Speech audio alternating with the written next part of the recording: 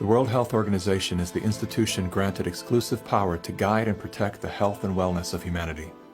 The WHO is sustained by private donations, the bulk of which are made by pharmaceutical and biotech corporations who have a vested financial interest in the organization's support. In 2017, the Associated Press reported that the WHO routinely spends about $200 million a year on travel expenses, more than what it spends to fight some of the biggest problems in public health, including AIDS, tuberculosis, and malaria combined.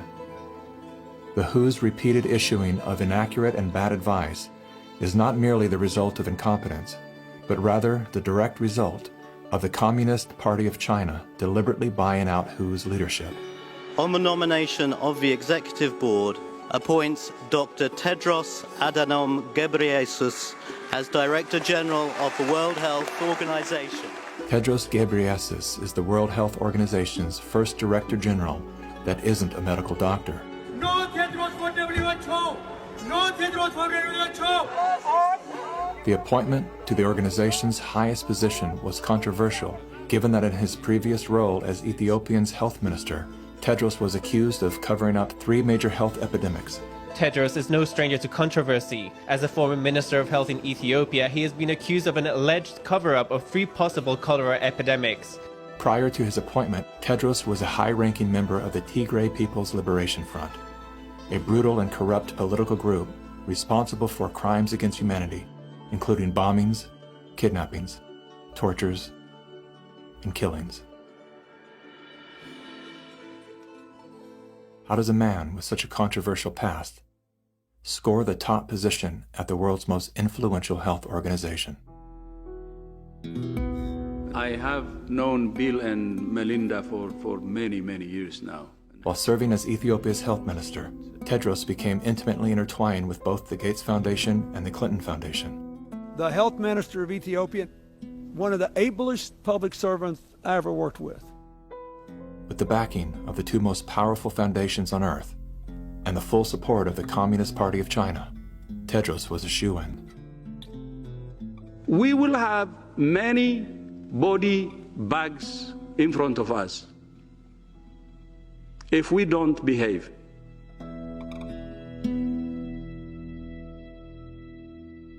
You cannot find a person promoting this scenario that's not part of the interlocking directorates of the World Health Organization, the CDC, the NIAID, or the organizations that are the philanthropic cover organizations that fund them.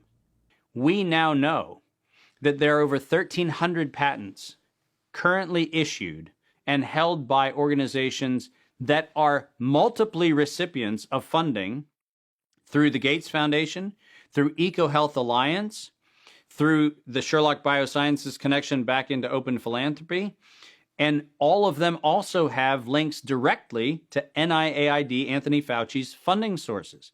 If you have conflicts of interest in the funding and in the decision-making and in the inside knowledge that you have between competing or competitor organizations, that is a violation of the antitrust laws of the United States. These are federal crimes. If you had the power to immediately fix whatever's wrong with our current medical system, where would you start? Conflicts of interest. About 40 or 50 years ago, pharmaceutical CEOs actually went to jail if they knowingly sold a bad product and concealed information about the problems with that product. Since then, all they have done is paid fines. And so selling a product and concealing information about it is okay because paying the fine is considered the cost of doing business. How did the pharmaceutical industry come to capture the rest of the medical industry? And it's because they had so much money to bribe the NIH, the CDC, the FDA, the professional associations, the journals, the medical schools, and everyone else. Around the same time that John D. Rockefeller seized U.S. media, he also hijacked U.S. medicine.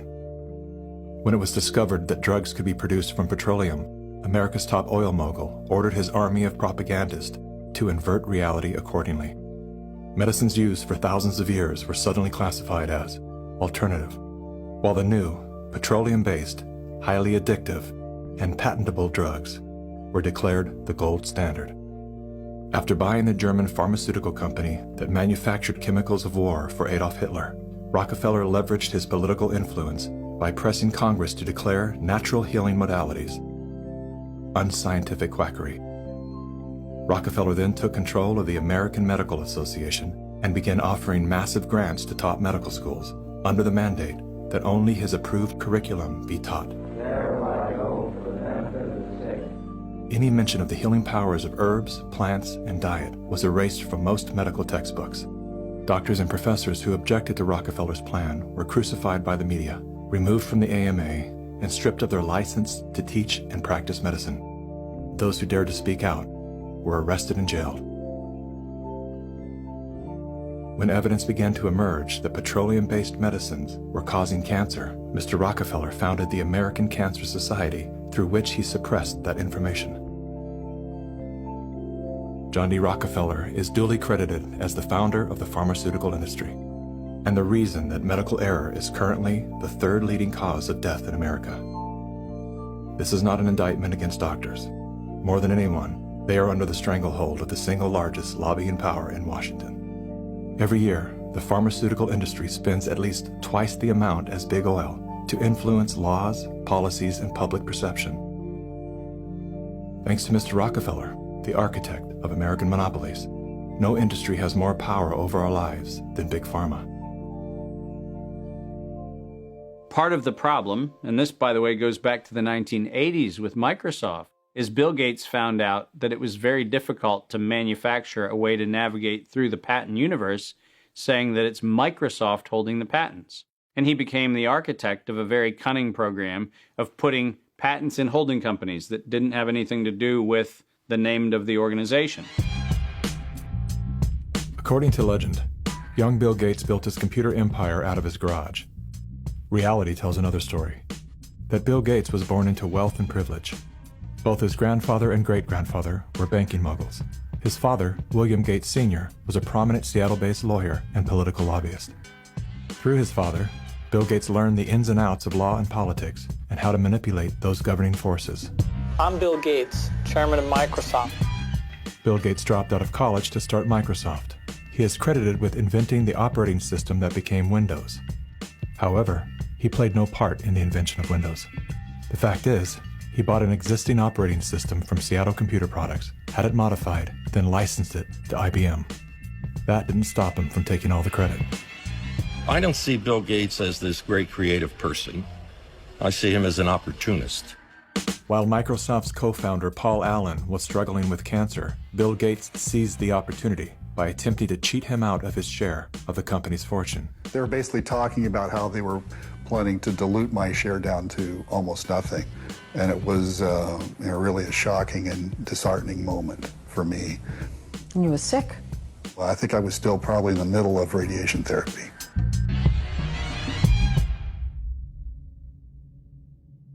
Gates' business strategies came under fire in 1998 when the United States Department of Justice sued Microsoft for antitrust violations. This is tape 3 of the videotape deposition of Bill Gates on September. During the 18-month trial, Gates gave hours of videotape testimony. What were the non-Microsoft browsers that you were concerned about in January of 1996? That month.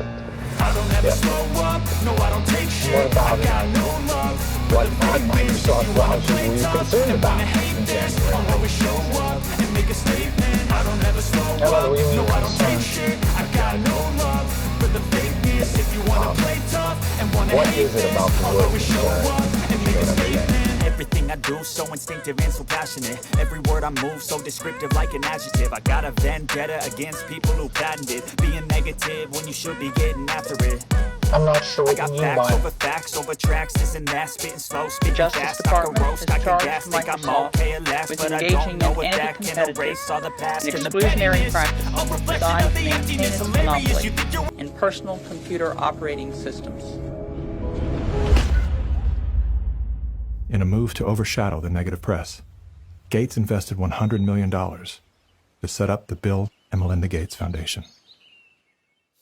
Overnight, Bill Gates transformed his public image from ruthless tech monopolizer to the world's most generous philanthropist. I'm pleased to announce that we're pledging an additional $1 billion to We had the chance to witness Bill Gates 2.0, the man you don't know. The rebranding campaign paid off. His net worth swiftly doubled, earning Bill Gates the title of richest man in the world.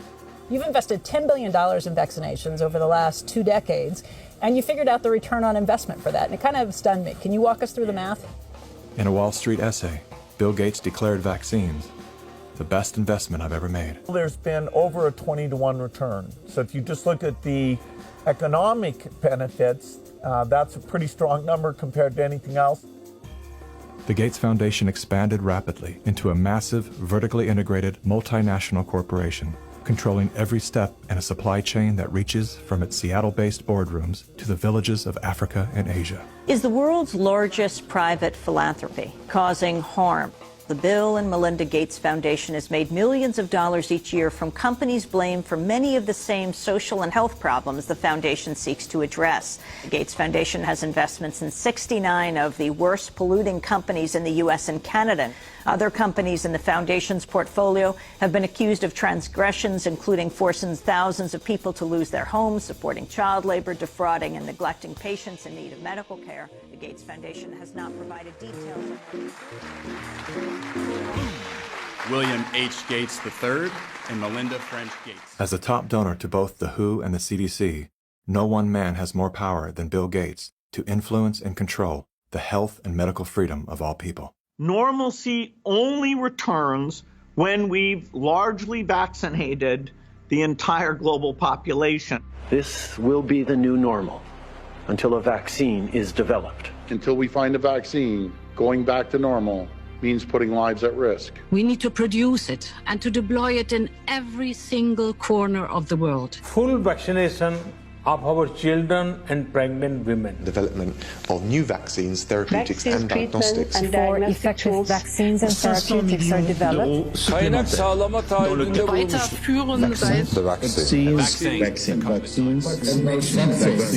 We've already bought the syringes. We already know where it's going to happen. We're thinking about what that's going to be. It's all part of this plan. Our military is now being mobilized, so at the end of the year, we're going to be able to give it to a lot of people very, very rapidly. In 1986, President Ronald Reagan signed the National Childhood Vaccine Injury Act, granting total immunity to vaccine manufacturers. After a decade of lawsuits related to vaccine injuries and deaths, vaccine makers were going bankrupt. In a move to coerce policymakers, vaccine companies threatened to stop making vaccines until they could be legally shielded from liability. To this day, when someone is injured or killed as the result of an adverse reaction, it is the U.S. taxpayers that pay for the damages. Welcome back. Were several Indian tribal girls used as guinea pigs? The report alleges that 2 American pharma giants' untested vaccine was administered to thousands of tribal girls without proper study and paperwork. India was among the hardest hit after Bollywood celebrities were incentivized by the Gates Foundation to urge the public to submit to mass vaccinations. In 2009, tribal children were administered the HPV vaccine. Over 24,000 girls were told they were being given wellness shots, in many cases without the informed consent of a parent or a guardian. The people that were administering these vaccines lied to the guardians of these girls and told the girls, oh, this is going to cure cancer, you're never going to have cancer. And these girls became severely injured. Some of them developed seizures, some of them developed cancer, and 7 girls died. And there was no insurance, there was no assistance for them. And the Gates Foundation denied that it had been clinical trials. And it was so bad that the parliament in India created a task force. They studied it and they kicked out the Gates Foundation. But India is a barbaric country. Things happen here in a very barbaric way. But I was surprised to find an American organization operating in broad daylight, doing things in a very, very, let's say, Indian fashion. And so the route I took was that I want the whole procedure to be investigated. the Indian Parliament formed a committee, and it was to me a rather surprising move because you generally don't often have such a high-level inquiry into matters affecting poor people. And that was such an extraordinary report. I don't think Indian Parliament has ever come out with such a scathing report. And the government officials came up and said, we shouldn't have authorized this. We're sorry. We're not going to allow them again. And now they're back doing their same old tricks again. The good news is that human clinical trials can start as early as July 2020 for India's first COVID-19 indigenous vaccine that's been developed by Bharat Biotech. So you can imagine how the manipulation of the media, by the media, the manipulation of public opinion by leaders from all political parties unanimously saying, we want a vaccine. And the worst thing is they are taken as philanthropists. Whereas what this actually is the acquisition of political and financial power. And I think the second most populous country with 1.3 billion people is going to be a good base for pharmaceutical companies to make a killing and also kill a lot of people in the process. Yes, I just find it a pity that we haven't been able to get any benefit for the girls who suffered, you know. It's so terrifying as to what they're actually doing with the world. We're taking things that are, genetically modified organisms and we're injecting them in little kids' arms. We just shoot them right into the vein. A 2018 scientific study released in the International Journal of Environmental Research and Public Health concluded that over 490,000 children in India developed paralysis as a result of the Gates-supported oral polio vaccine that was administered between the years of 2000 and 2017. Using all the usual sleight of hand, US-based media and fact-checkers rushed to bury this story. But thanks to the meticulous work of a team of Indian researchers and doctors, the inconvenient truth lives on the NIH.gov website. It's my honor to introduce Bill and Melinda Gates. Without any medical training, Bill and Melinda Gates founded the Global Alliance for Vaccines and Immunization, through which they fulfill their agenda to vaccinate the world. The foundation has been sued by the governments of some of the poorest and most vulnerable nations for causing serious harm through experimental vaccine programs. If you just look at healthcare workers around the world, they deserve to get the vaccine first. Here in the United States, really, it's going to be Black people who really should get it first, and many indigenous people. Vaccines were always taught to us that it was safe, it was healthy. This is things that we had to do. But given the position that I am in now as a state legislator and looking at these studies and reviewing a lot of these studies, it's very scary. And I want the African American community to open up their eyes. Of all the places that Mr. Gates could have gone in the world, why did he settle on Africa? It's not because he cares about people that look like me. He cares about an agenda. African bodies have been used as lab rats for many years for Big Pharma. They are using us for trials, they are using us for testing, but as an African, I say no more. Africans, they're tired of becoming the guinea pigs of the world. Their antennas are raised and they're telling each other all over social media. They're on high alert right now. There is a policy of the American government. It's called the Kissinger Report, which was produced in the mid-70s. And it explicitly states that the purpose of the foreign policy in Africa was to reduce the population, because they have great mineral resources there. At the time, Kissinger and those involved with the Carter administration wanted to shrink the population, make sure that the Africans do not develop and do not use the resources for themselves, because we in the States, we need them. There is a concerted effort of foreign powers to control the population of Africa. Some children did survive the botched vaccinations last month and will recover, but 15, all under the age of 5, died from fever, vomiting, and diarrhea. Human errors contributed to the unfortunate deaths of the children. How can you believe Big Pharma but not believe these parents when they tell you that their children have been injured by Big Pharma? I don't care how big this corporate machine looks. As a parent, I can tell you, these people will never stop fighting for their kids.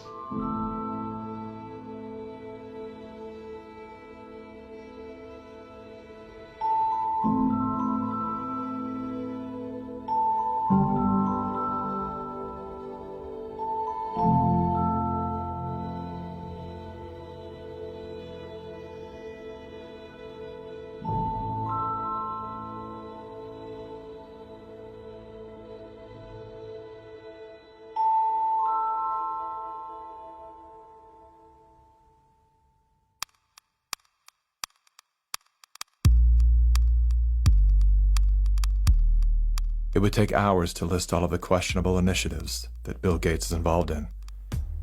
Here's a few of the highlights.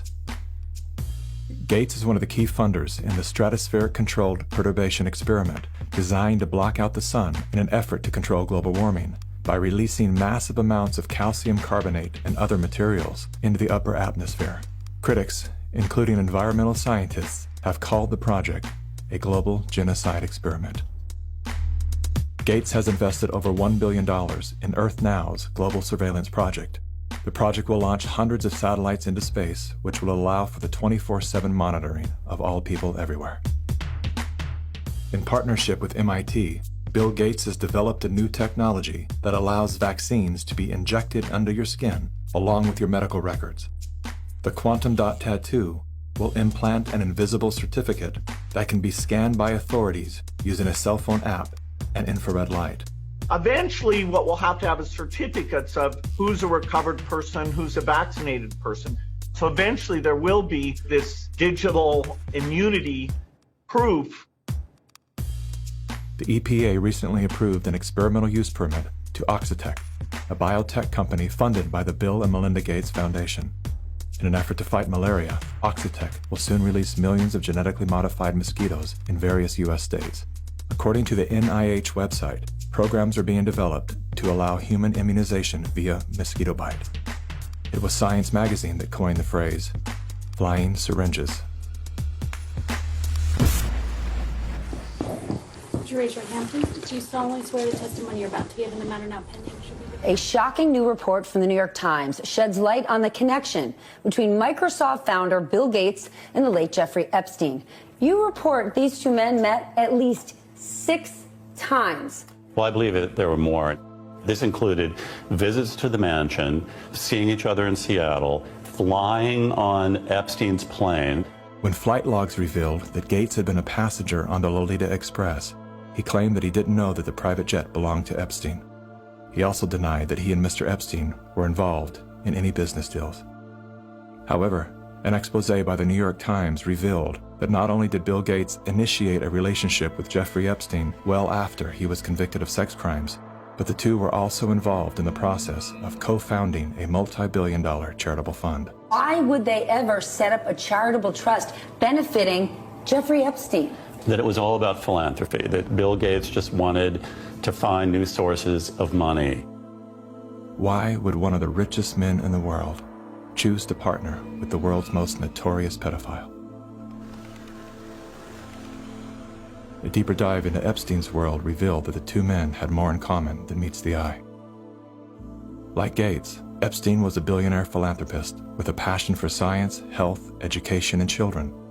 The Jeffrey Epstein Foundation donated millions of dollars to top universities, science institutes, medical schools, early education programs, youth initiatives, and international peace accords. Bill Gates is either the most misunderstood man alive or one of the most convincing con men to ever live. Is he a benevolent hero or a malevolent opportunist? Bill Gates. Personally, I would love to believe that one of the richest men in the world is giving away his fortune for the betterment of humanity. I want to believe that endearing smile, I want to believe that his heart is as soft and warm as his sweaters. At the very least, I want to believe that he's unaware of the damage he's done.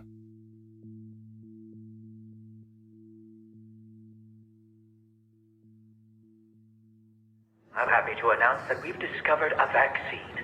We no longer have to live in fear. Everyone can get back to their normal lives. It's the great hope galvanizing the world. A vaccine for COVID-19. But are we being sold a lie? After all, COVID-19 is the 7th coronavirus to strike mankind, and we've never found a vaccine for any of them. The shortest time anybody's ever found a vaccine against any disease that I'm familiar with is about 7 years. The average time is 20. To be talking about a magic bullet coming in months, it borders on the absurd. People like myself and Tony Fauci are saying 18 months. A year to a year and a half. If everything went perfectly, we could do slightly better than that.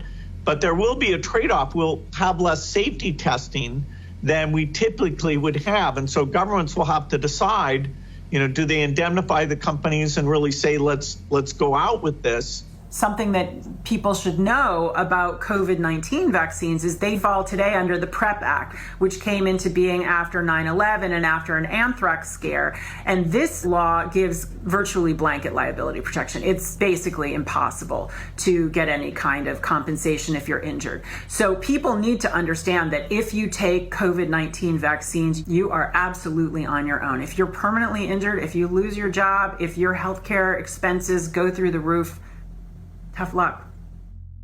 Volunteers all across the country began getting shots today as part of the final phase of testing for an experimental vaccine being developed by the NIH and the drug company Moderna.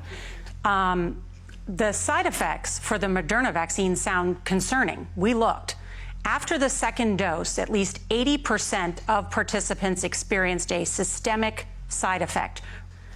So, are these vaccines safe?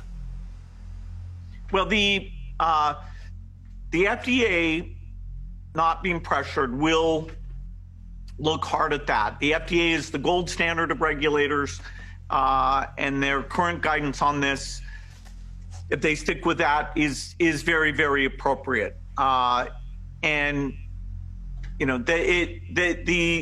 side effects were not super severe. That is, it didn't cause permanent health problems for the things there. Moderna did have to go with a fairly high dose, and so to get the antibodies. This isn't a vaccine story. This is a population management story. If your goal is to make this beautiful earth that we live on an exclusive playground for the entitled few, then populations that get in the way are a problem. And it is the empirical impulses of individuals who have decided that by outranking the rest of humanity, they can dictate upon humanity the conditions of their existence. Now we need to go and look in families to find those people who may be sick and remove them and isolate them. This bill enables the police to enter a home without a warrant. Madam Speaker, the police have never held that power.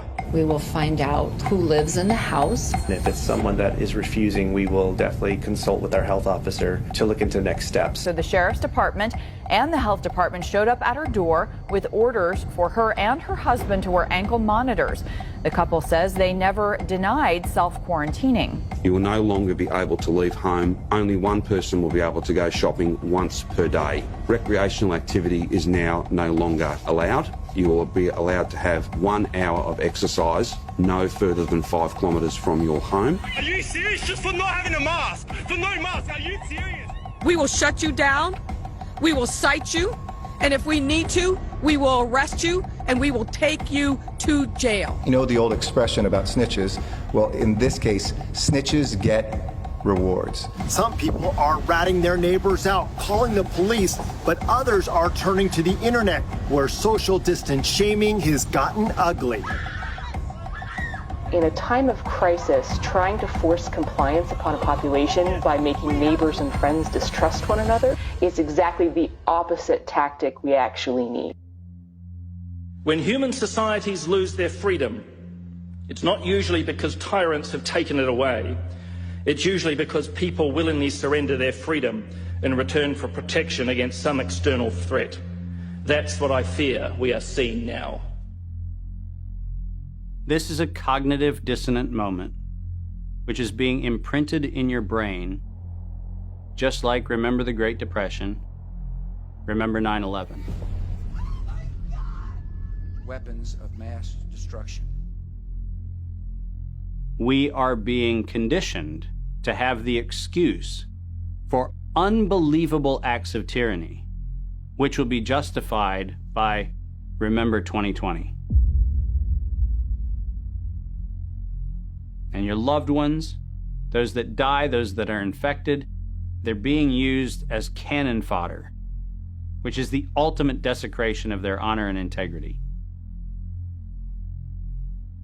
And this is also a test of humanity, to see how much of our liberty we will let go before we finally draw the line under enough. Benjamin Rush, a signer of the Declaration of Independence, stated, "Unless we put medical freedom into the Constitution, the time will come when medicine will organize into an undercover dictatorship to restrict the art of healing to one class of men and deny equal privileges to others. That time is now." Well, this won't be the last pandemic that we face. So we'll have to prepare for the next one. That